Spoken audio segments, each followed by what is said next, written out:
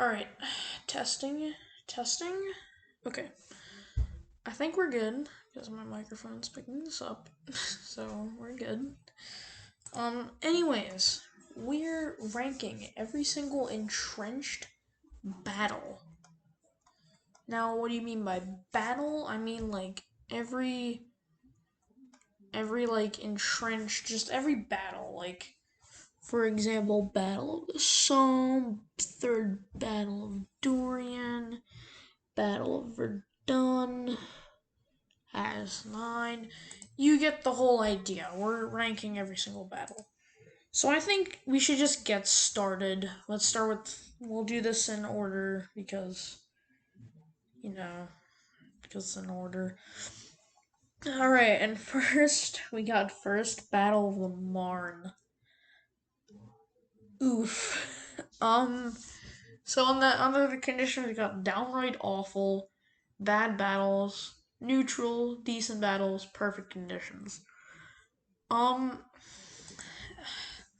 See, this one's hard because I really like. Nah, this one's not hard. I'm putting this one in bad battle because I don't like first battle of the Marne. First battle of the Marne is like just so boring because it's easy. It's so simple for like the French because you can just kind of beat the if you just hold the defensive line or just attack, it's so simple. But then when you get to C2, it's so hard. Like you get the whole idea. It's not like I don't like it. Like or dislike if you agree with this, but anyways, be civil. um all right, we have Battle of Verdun. Ooh, this one is probably one of my favorite of all time. I'm gonna rank Battle of Verdun. Get this, S tier or perfect conditions, but basically S tier. So yeah, I would say that's a perfect battle. It's so good. It's really fun attacking. It's also pretty fun defending because you have to like make sure that you get everything done. It's a really nice battle.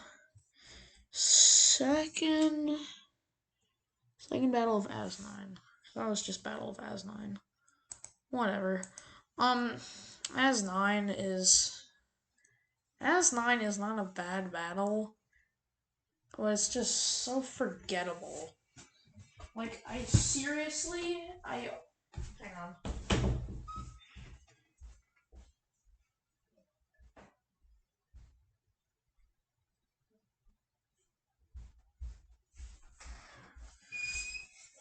I'm back. Yeah, so I was just saying, As9's not a bad battle. It's okay. I used to think it was literally just the Somme map, but nighttime, because I feel like that's what it is. But like this one's really forgettable. Like it's not bad. I'm putting it in neutral. It's just so forgettable. Like, and no one picks this one, so you're not gonna do it. Battle of Le Chateau or Le Cateau, whatever. This one's downright awful. I'm gonna be real with you. This is the boringest thing ever. Once you're at like E3 or C3, you're in like the little village area. There's no chateaus. They're like French mansions. There's nothing there. It's like it's so boring. But but the thing is, once you get to like C2 and C1 or E2 or E1, then it's just field. It's like, okay, dig trenches. It's almost like the game, like a tutorial, just saying, okay, dig trenches and field. And like no one does that. The whole idea is strategically attacking with weapons that you have. First, well, there's only one Battle of Champagne, but I think first Battle of Champagne is like urban warfare at its finest. No, this one's not bad. I'm putting it in neutral. There's gonna be a lot of neutral. Battle of the Somme. Okay, Battle of the Somme. I liked it, but then they did the So before I would have put in decent battle. But then they did the update, and now it's going like here. But before we're done, like easily just before we're done, it's so much better.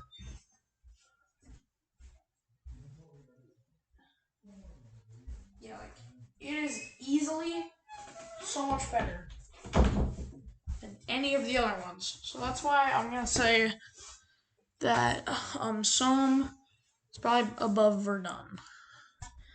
Third Battle of Dorian. This one's another one that's like kind of boring with this one, but it's not as boring, so I'm putting in just bad battle. Like it's not that bad. Oh, second Battle of Krona Bend. This is pretty decent. I like this battle. Battle of the Russian ones. No, I take it back. This one's down here. The Russian ones. Dubroja Forest. I hate Dubroja. Oh. Okay, hear me out. Dubroja Forest is not that bad. The only big downside with it is the whole idea where like if you're playing as Russia and the enemy team Bulgaria is just really bad, it feels like you're just like watching just noobs try to play the game. Like it's not fun. But if you have sweats on Bulgaria, or like if Russia's the sweats, that's not fun for the other team at all. And because it's basically the Somme, but on like the German perspective, where you have to just defend if you're Russia. It can get pretty hard if you're like going against a pretty cracked Bulgaria team. Normally that doesn't happen often, but if it does, it's bad. Like it's not good when that happens. So I'm putting that one in bad battles, just because I think for that reason it's just not good. Um, Next up, Lake Narok. Out of all the Russian battles, this one's like my favorite. Like definitely by far. Second Battle of Masurian Lakes. Um, hmm. Masurian Lakes. It's not that bad. It's like down here with this one. Battle of Tannenberg. I really like the Tannenberg. Like more. Here, I'm gonna put. Okay. If you're noticing, no, there we go. If you're noticing too, I'm trying to like tier it off inside of the tier lists. So why is Tannenberg the best Russian map? Well, I don't know, but my favorite like base Russian map that was made that was made in the Russian update when it came out. Tannenberg is a really fun map. It's the first map that had the whole like point capturing thing where you had to run around the map and control like control points and stuff. It was really fun and unique and cool. But yeah, I mean Tannenberg is still pretty fun. I like it better than Masurian Lakes, definitely. Masurian Lakes is okay, but I feel like you'll occasionally have like the bush sniper just in like a wintry bush wearing like the gray uniform so that they like blend in. They'll just like take like pot shots at your team. And once again, if you're in the Dubroja Forest situation where you have not the most skilled players, you're gonna have the situation where most of your team's dying to one dude who's in probably a bush, or because of the new update, how you can build like ladders, they're probably gonna be on top of like this church just sniping. I actually did that in a game. I think it was in this battle. So now we're going to the new ones, except for Second Battle of the Marne. That one's not new. We're gonna do this one first. The Second Battle of the Marne. I I quite like this battle. Second Battle of the Marne is like, yeah, that's a good battle. I like this battle a lot. I think it's really good. I like it better than the first Battle of the Marne, definitely. But what is it on the tier list? Is it perfect? No. No, it's not perfect. But is it neutral? No. I'm going to give Second Battle of the Marne a decent battle. Because it's not perfect, but it ain't bad. Like, it's good. Compared to the first Battle of the Marne, I like it a lot better. And maybe you do too. Alright. Battle of Cerdenwitz. I don't speak Austrian, or like Hungarian or whatever. So I don't know any of these, but this was in the Austria-Hungary update. W update, really good. This one, think this was, I don't actually know this one. I know this one, I did this one. Battle of Galatia. I'm pretty sure this one you were like, hey, you're on like a hill. Yeah, I know this one. This one was like neutral. Seam of Chemischel. So this one's kind of like Austria, Russia, Verdun. Um, do I like it better than the Verdun map? Not really, cause like I don't know my stomach. Um, I don't really like Siege of Chemischel as much as Battle of Verdun. There's actually 2 sieges coming up. I don't know how I feel about these ones. This one doesn't seem like a siege. This just seems like Battle of Verdun, where you're just pushing through the French lines. But in this case, not with the French having the most trash weapons in the game. You can't argue with that. If you watch the first tier list, which trust me, I am redoing, making sure that's updated so it's modern, and C, making sure that there's actually audio, which I'm hoping that this one does. It should have audio because I think my mic's on. Hopefully. Alright. Siege of Chemischel, it's good. It's good. I give it neutral.